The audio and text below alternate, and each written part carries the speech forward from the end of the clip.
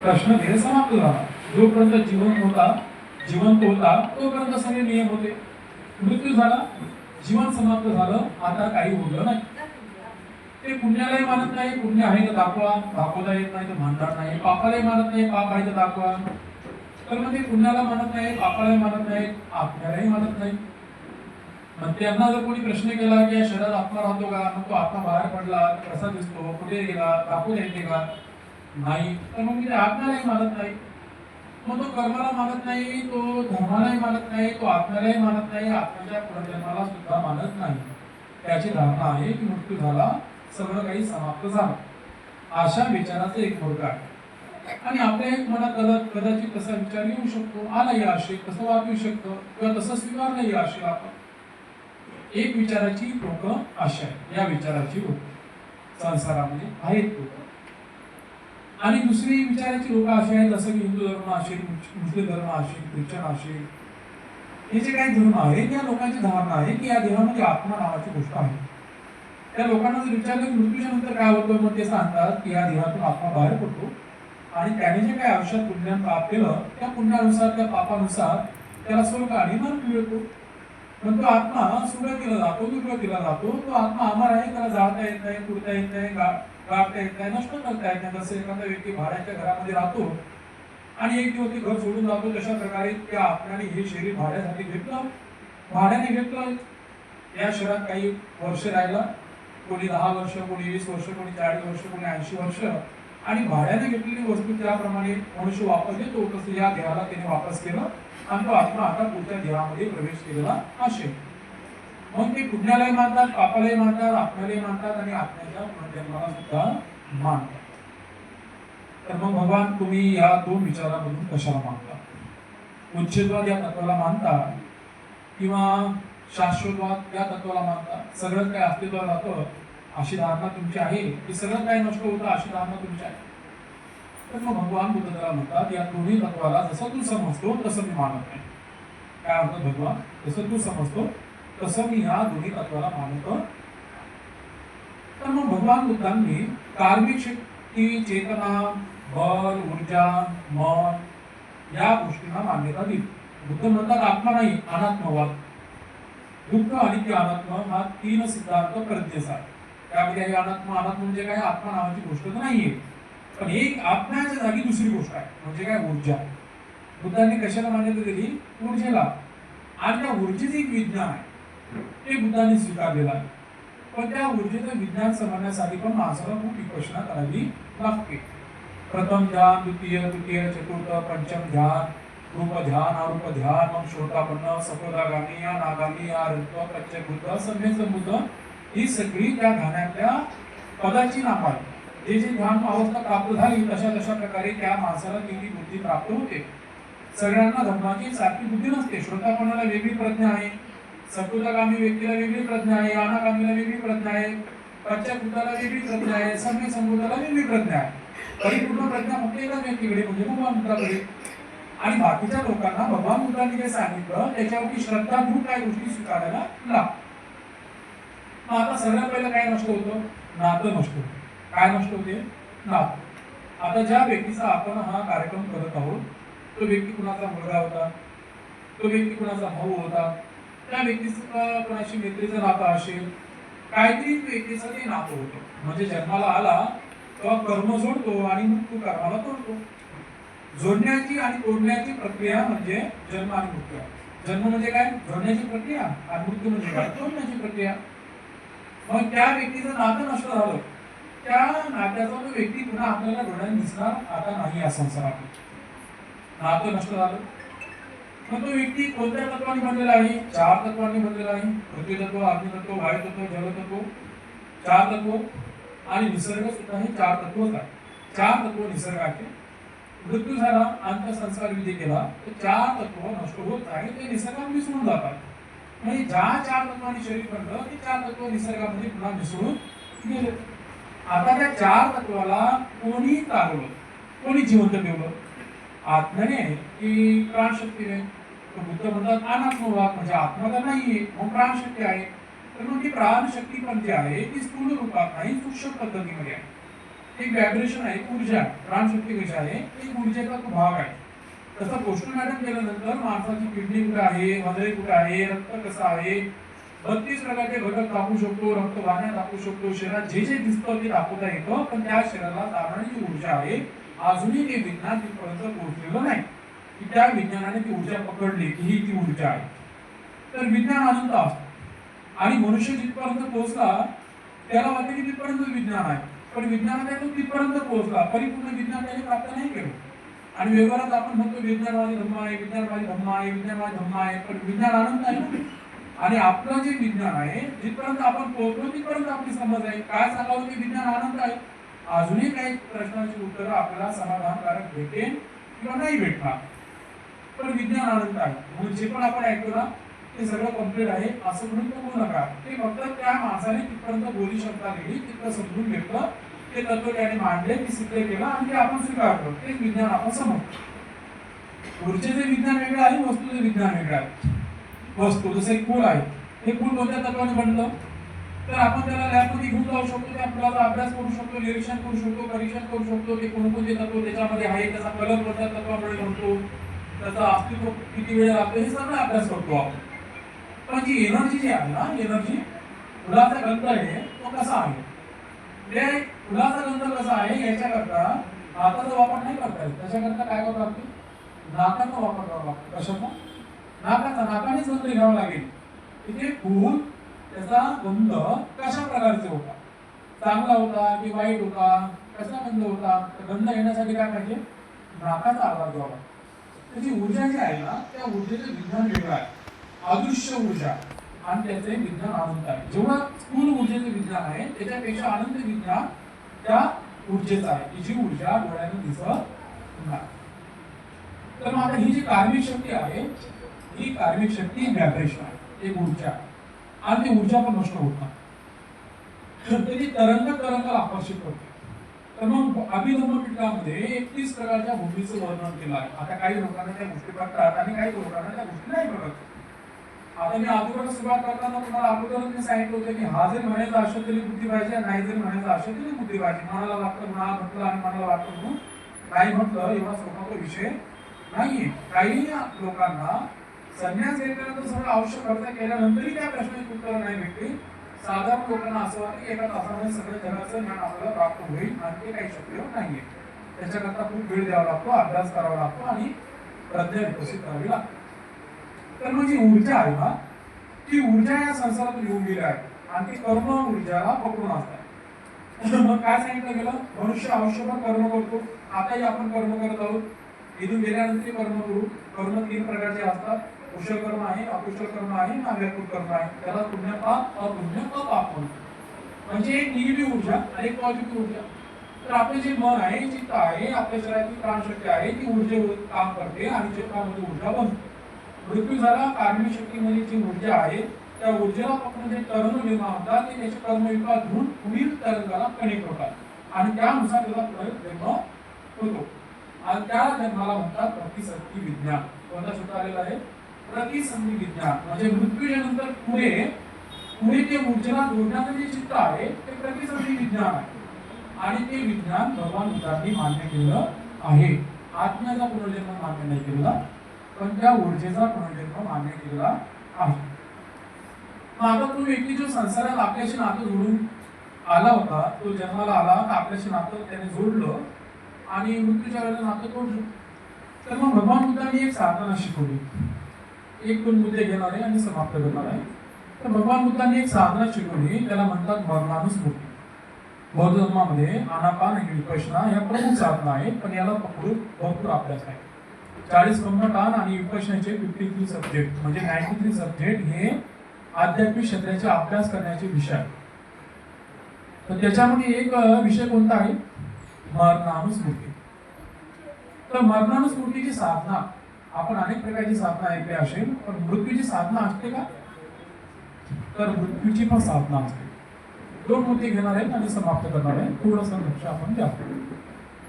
तर मृत्यूची साधना भिक्षूंना सांगितली. तर मृत्यूची साधना कशी असते की ज्या माणसाने मृत्यूचं स्मरण केलं, काय केलं, मृत्यूचं स्मरण केलं, तर त्याच्या आयुष्यामध्ये अनेक प्रश्न ते प्रॉब्लेम सॉल्व्ह होतात. 12 भानगडी करण्याचा मनुष्य थांबवतो. अनेक प्रश्नांना शांत करणारा विषय जर कोणता असेल ना, मृत्यू आहे. मृत्यू जर कळाला माणसाला, अनेक भ्रमातून तो मुक्त होतो. संसारामध्ये सगळ्या भ्रमातून मुक्त करणारा हा मृत्यू आहे. आणि संसारामध्ये सगळ्यात महागडा गुरु म्हणजे हा मृत्यू. मृत्यू सगळ्यात महागडा. मृत्यू आल्यानंतर कळतं की या जगात सगळ्यात प्रिय गोष्ट जर कोणती असेल तर फक्त जीवन जगणे, याच्यापेक्षा काहीच अनुभव नव्हतं. या जीवनाचं अंतिम ध्येय काय, या जीवनाचं मुख्य ध्येय काय, जर आपल्याला कोणीतरी विचारलं तर आपण असं ना व्यवहारामध्ये हे पाहिजे ते ध्येय आहे, ते पाहिजे ते ध्येय आहे, ते पाहिजे ते ध्येय आहे. पण मृत्यू जर आला तेव्हा समजतं की जीवन जगणे हे सर्वश्रेष्ठ ध्येय आहे. माणसाचं सर्वश्रेष्ठ ध्येय काय आहे, तो फक्त जीवन जगतो हे त्याच्यासाठी काय आहे, खूप मोठं विशेष आहे. मग मृत्यूचं स्मरण झालं तर माणसाला कळतं की मृत्यू हा घेऊन जाणार आहे, तर संसार माझा नाही. मी आणि माझे या भ्रमातून मुक्त करणारा कोण आहे, हा मृत्यू आहे. आयुष्यभर मनुष्य जगतो कोणत्या भ्रमात जगतो, मी आणि माझं. जे काय कमवलं त्याला माझं समजतो आणि स्वतःला काहीतरी विशेष समजतो, अहंकार वाढतो आणि वाटतं की मी काहीतरी विशेष आहे आणि या सगळ्या गोष्टी माझ्या आहेत. मृत्यू शिकवतो मी म्हणण्यासारखं काही नव्हतं. बघ, ज्याला मी म्हणत होता त्याची माती झाली, ते आता राहिलं नाही. आणि ज्याला माझा म्हणत होता त्याची एक गोष्ट तू सोडून घेऊन जाऊ शकत नाही, ते तुझं राहिलं नाही. म्हणजे तुझा भ्रम नष्ट केला कोणी, मृत्यूने. मग मृत्यूच्या नंतर सोबत काय राहतो, कर्म. आणि त्या कर्मावरती मनुष्य जिवंतपणे कधी लक्ष देतात. त्याला वाटते की कर्म आणि धर्म म्हातारपण आल्यानंतर करावं. आणि म्हणून त्याला वेळेनुसार ती बुद्धी न समजल्यामुळे त्याला माहितच नाही की म्हातारपणा करतो तो जिवंत राहतो वेळ नाही राहतो. मृत्यू कधी येणार आणि कधी घेऊन जाणार कोणालाच माहित नाही. आणि जीवन हे कोणाच्या भरोशावर आहे, कर्माच्या भरोशावर आहे. कर्म तुम्हाला किती आयुष्य देईल, किती सुख देईल, किती बल देईल, हे सगळं त्या कर्माच्या क्षेत्रामध्ये. तर मग जो व्यक्ती निघून गेला तो समाप्त झाला असं तुम्ही गृहीत पकडू नका. आपल्याला दुःख ज्याचं आहे त्याचं कारण आहे आसक्ती. आपल्याला वाटतं तो व्यक्ती माझा होता, माझा व्यक्ती मला सोडून गेला, पण वास्तविकता तो व्यक्ती तुमचा नव्हता, तो व्यक्ती निसर्गाचा होता. निसर्गाने कर्मानुसार त्या व्यक्तीला जोडलं आणि निसर्गानेच कर्मानुसार त्या व्यक्तीला तोडलं. आणि तो या संसाराच्या कर्माच्या सिद्धांतामध्ये अटकलेला सत्व आहे. जसं आपण सगळेजण अटकलो तसा तोही सत्व अटकलेला आहे. तो नष्ट झालेला नाही, तर त्याने फक्त आपल्याशी आपलं जे होतं ते तोडलं. आणि त्याची जी ऊर्जा आहे ती प्राणशक्तीची ऊर्जा, पारमिक शक्तीची ऊर्जा, जे काही त्याने पुण्य केला असेल, जे काही शुभ कार्य केलं असेल, ते तरंग त्याला पुढे पुढे घेऊन जाणार. ते विज्ञान आपल्याला माहिती नाही, ती प्रज्ञा आपल्यामध्ये नाही, म्हणून आपण सांगू शकत नाही. बुद्ध आणि आनंदामध्ये ते ज्ञान असायचं. त्याला अभिज्ञ म्हणतात. बुद्धांमध्ये अभिज्ञ होती, आनंदामध्ये अभिज्ञ होती. बुद्ध सांगू शकत होते की ऊर्जा अशा अशा प्रकारे इथे उत्पन्न झाली. तर मग आता आपण काय करावं, आपण त्या व्यक्तीसाठी दुःख केलं तर अर्थ नाही, तर मग आपण त्या व्यक्तीसाठी पुण्य करा. भगवान बुद्धांनी पुण्य कर्माला खूप महत्व दिलं. आणि बुद्ध म्हणतात एका गोष्टीमध्ये एवढं बल आहे की ती गोष्ट सत्वापर्यंत पाठवू शकतो. मग किती लांब तो सत्व असेल आणि त्या व्यक्तीच्या नावाने जर तुम्ही पुण्य केलं तर ती पुण्याची पॉझिटिव्ह एनर्जी त्या सत्वाच्या एनर्जीला कनेक्ट होते.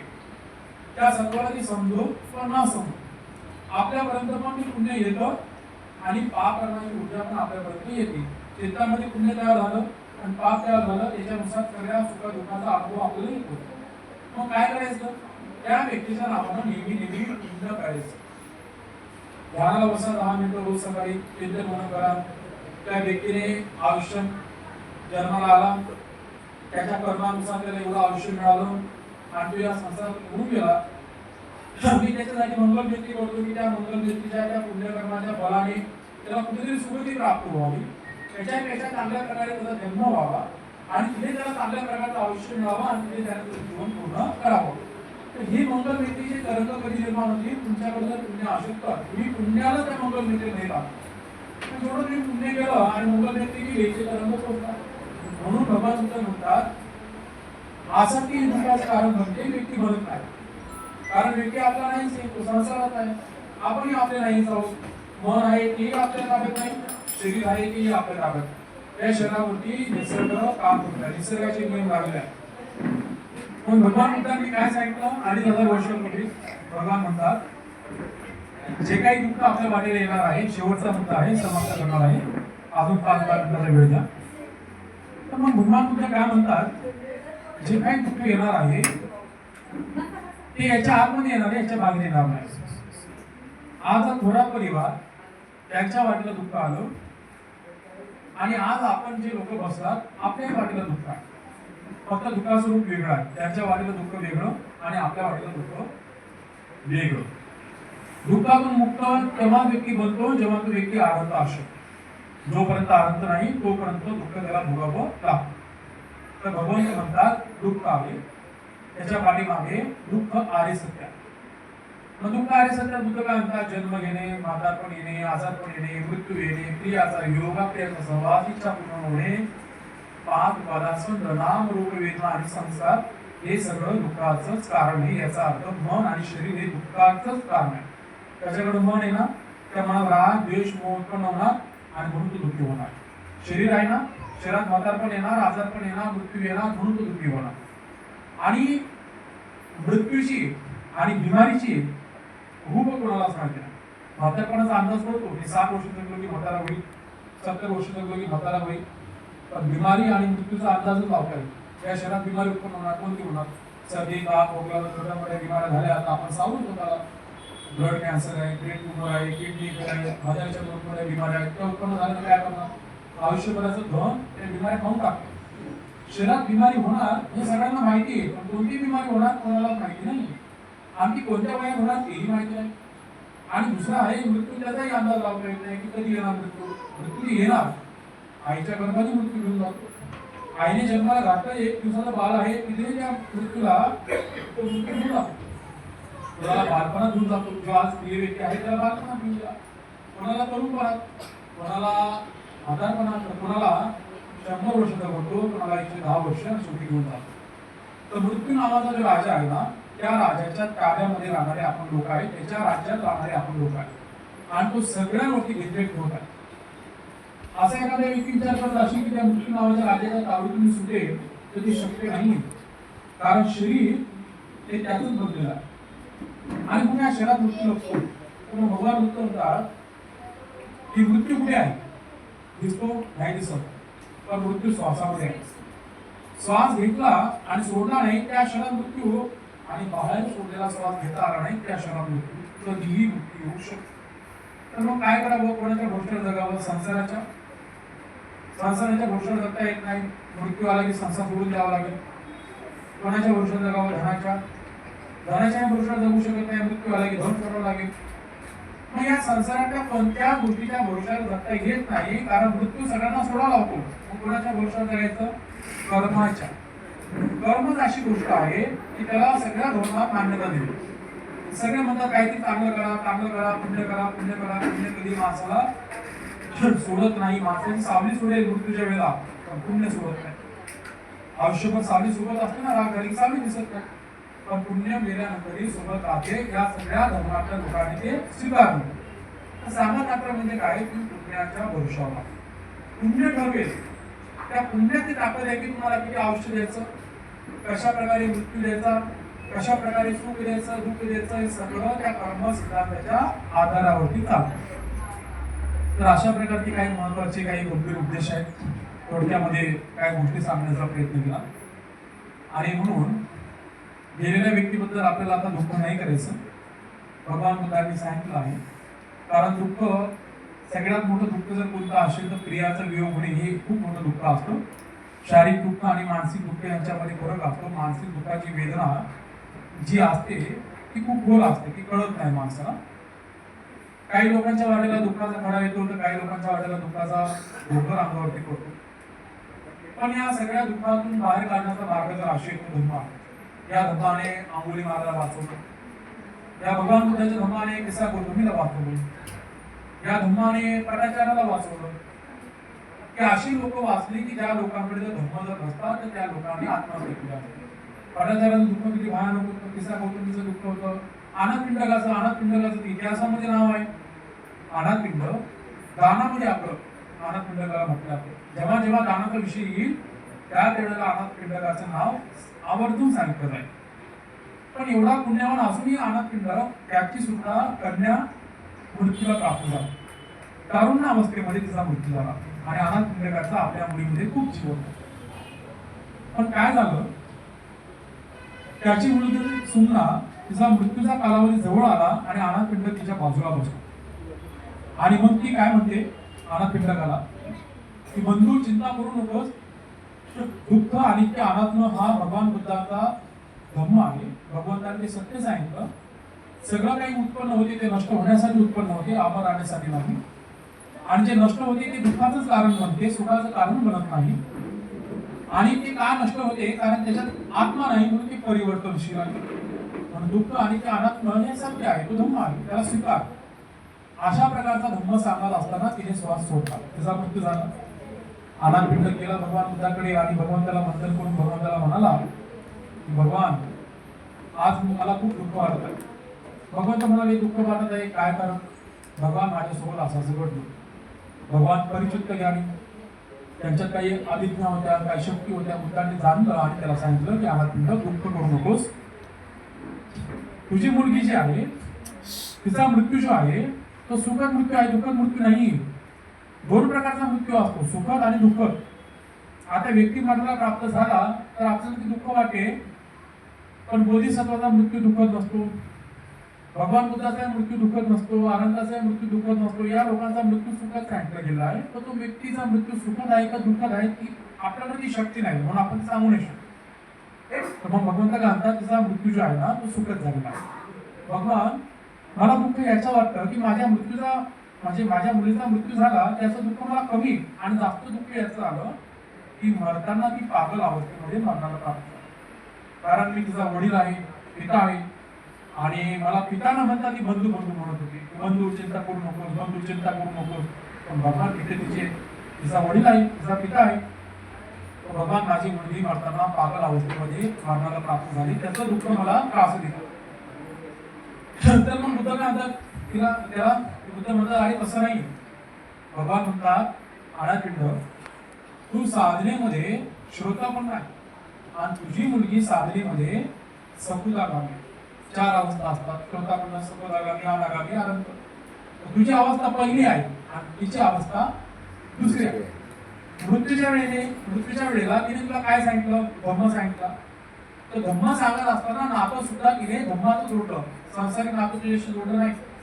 संसाराच्या नात्याने तू तिचा वडील आहेस, पण कर्म आणि धर्माच्या नात्याने तू तिचा बंधू आहेस, आणि तिच्यापेक्षा तू लहान आहेस. कसं लहान आहेस? तू पहिल्या पायरीवर की आणि ती दुसऱ्या पायरीवर, आणि म्हणून ती तुझ्यापेक्षा वरिष्ठ असल्यामुळे साधनेमध्ये त्या नात्याने तिने ती उद्देश दिलेला आहे का की बंधू चिंता करू नकोस. असं सांगितल्यानंतर मग तो शांत झाला, मग त्याला प्रसन्नता वाटली की मृत्यू म्हणजे शेवट नाही. मृत्यू म्हणजे काय? कर्माने जेवढं आयुष्य मिळालं तेवढं तो भोगतो आणि शरीर सोडून देतो, पण प्राणशक्ती पुन्हा कर्म घेऊन कुठेतरी जाते, दुर्गतीला जाते आणि सुगतीला जाते. म्हणजे दुर्गतीचा आणि सुगतीचा जो अभ्यास आहे तो खूप मोठा आहे, तो आपल्या या दिशेने जाऊ शकतो. पण एकच गोष्ट सांगितलं जाऊ शकते की मृत्यू म्हणजे शेवट नाही. जर मृत्यू म्हणजे शेवट असता तर माझा धर्माची गरजच पडली नसती. चक्रवर्ती सम्राट अशोकाला धर्माची काय गरज पडली असती? सिद्धार्थ गौतमाला धर्माची काय गरज पडली असती? संसारातच राहिले असते आणि सुखी राहिले असते. काहीतरी गोष्ट आहे म्हणून माणसाला धर्माची गरज पडते, आणि म्हणून मृत्यू हा अंतिम किंवा शेवटचा टोक आहे असं गृहीत करू नका. जन्म आणि मृत्यूचं जे विज्ञानाचा अर्थ, प्रतिसंधी विज्ञानाचा अर्थ, त्याला भवचक्र म्हणतात. त्या भवचक्रातून मुक्त होण्यासाठी माणसाला शील समाधी प्रज्ञेचा अभ्यास करावा लागतो, तेव्हा तो दुःखातून मुक्त होतो. दुःखातून मुक्त होणे, संसारातून मुक्त होणे एवढं सोपं नाही, त्याच्याकरता खूप धर्माचं पालन करावं लागतं. आणि म्हणून जी व्यक्ती गेलेली आहे त्या व्यक्तीबद्दल आता आपल्याला शोक कमी आणि त्याच्या नावाने पुण्य कसं जमा करता येईल ते करावं. आणि पुण्य कसं पण नाही जमावं. तुम्हाला वाटेल की तुम्ही एखादं पुस्तक वाचलं, एखादी वंदना म्हटली झालं पुण्य तयार, असं नाही होत पुण्य तयार. भगवंत म्हणतात पुण्य जसं की बघा, तुम्हाला जर एखादं घर बांधायचं असेल तर पहिलं काय करावं लागेल? जागा विकत घ्यावं लागेल ना. जागा जर असेल तर तुम्ही घर बांधू शकता. पहिले जागा घ्यावं लागेल, घर बांधण्यासाठी जे साहित्य पाहिजे ते जमा करावं लागेल, आणि मग घर बांधायला काम करावं लागेल. अशा प्रकारे पुण्य करायचं, चला याचं मंगळ हो, त्याचं मंगळ हो असं म्हटलं म्हणून कोणाचं मंगळ होत नाही, किंवा चला एखादी गाथा म्हणते म्हणून कोणाचं कल्याण होत नाही. तर काय करावं लागतं? पहिल्या चित्ताला शुद्ध करावं लागते, तेव्हा पुण्य जमावं. काय करावं लागेल? पहिल्या चित्ताला शुद्ध. आता आपण जे लोक बसतात सगळ्यात पहिलं काय केलं आपण? आरंभ समासम उद्धव, भगवा बुद्धम, बुद्ध वंदना, तिसरं पंचशील घेतलं, शील मार्ग ग्रहण केला, चित्ताला शुद्ध बनवलं. आता इथे येण्याच्या अगोदर चित्त वेगळं होतं आणि इथून गेल्यानंतर चित्त वेगळं नाही. रागाने, द्वेषाने, मोहाने भरलेलं चित्त संसारात विकाराने भरलेलं आहे. पण इथं बसल्यानंतर चित्त कसं आहे? कोणाबद्दल राग आहे का, कोणाबद्दल द्वेष आहे का, कोणाबद्दल मोह आहे का? शिलाचं पालन केलं, जेवढ्या वेळ वस्तू हिंसा नाही, चोरी नाही, व्यभिचार नाही, खोटं बोलणं नाही, व्यसन नाही, मग कसं केलं आपण स्वतःला धार्मिक म्हणून. आपण काय केलं? बुद्धानुस्मृती, धम्मानुस्मृती, संघानुस्मृती, भीमानुस्मृती म्हणजे बुद्ध धर्म संघाचं स्मरण केलं. स्मरण केल्यानंतर काय होते? आपल्या चित्तामधला राग, द्वेष, मोह शांत होतो. आणि मग नंतर काय केलं? आपण आवाज सुद्धा घेतलं, भगवान बुद्धाची गाथा घेतली आणि ती गाथा म्हणजे उपदेश म्हणजे जीवनामध्ये उतरण्याचा मार्ग. त्या तत्वाला साक्षी घेऊन आपण आपला सुखाचा आणि दुःखाचा विधी पार पाडला. तर मग काय होतं?